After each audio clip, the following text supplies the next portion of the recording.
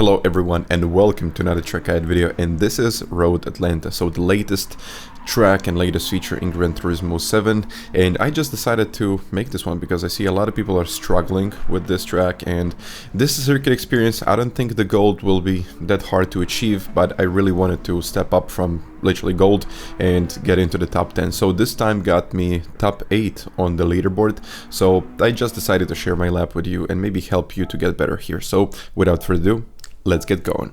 Let's get going with the track guide, and the first thing I have to say is, like, do not really rev up the car that much. So at about 90-95% shift and you will have a much better result overall. Here I'm using kind of the exit of the pits as a reference, but I do like to take a lot of that track on the left, so as much track as you possibly can get in there, take it.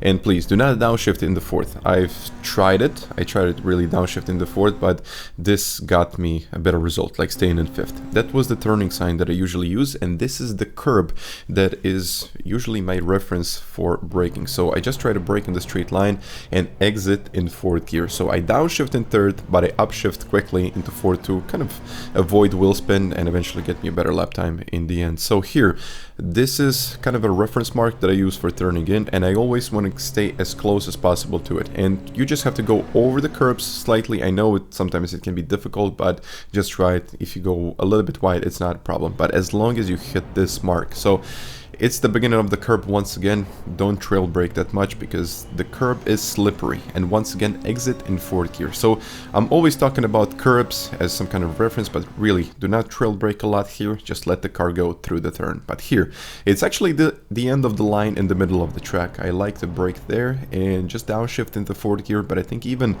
just getting it in fourth gear can be, yeah, it can be pretty good as well. So, you know, third or fourth depends. I'm using, I think there are spectators on the right side of the track right there, and as soon as the first guy gets out of the sight, I like to start getting onto the brakes, and it was very consistent for me, so I just decided to use it. I mean, this is pretty tricky. I mean, you can see that I'm always upshifting one gear up from where I should be, and this is to avoid wheel spin, and this is pretty crucial here, especially in this section. So it's the 200-meter sign or the 200 feet, I'm not really sure. It's EUS, I don't know about the system, but again, we're going into the turn, downshift into second, quickly upshifting into third, straightening up the car, and then fourth gear on the way out once again to avoid the wheel spin.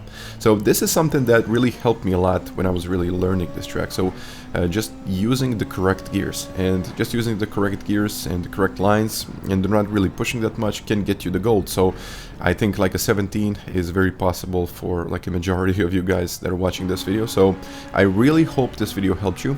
And if you got any questions, you can go to the link down below, and this guide will be in description, so you can ask me, and you can ask me anything in the comments or anywhere on the channel, on the website, everywhere. So guys, once again, thank you very much for watching this video, and I really hope this does help. So see you next time.